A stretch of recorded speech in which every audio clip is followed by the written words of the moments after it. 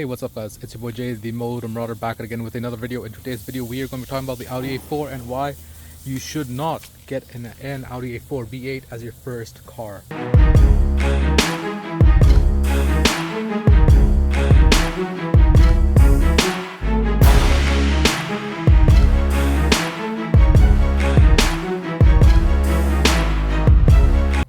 These cars can be a financial, the money pit.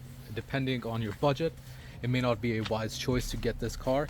It takes premium gas, and has expensive parts compared to its JDM and American counterparts, and you require more frequent maintenance.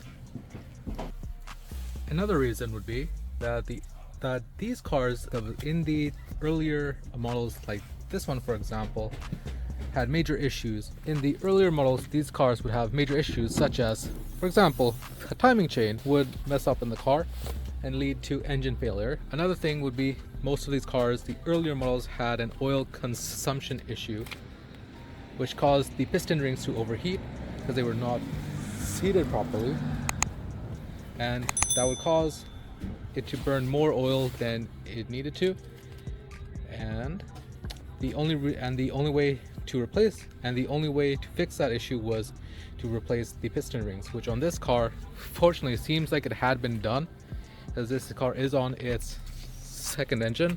And lastly, a third issue with these cars was that it would have a turbo failure. This would be caused by, well, one, the oil consumption issue, that if it was not dealt with, and because of that, it would cause the single turbo to fail, and that would be a costly repair, up in the thousands of dollars if you don't do it yourself and you can't find parts yourself.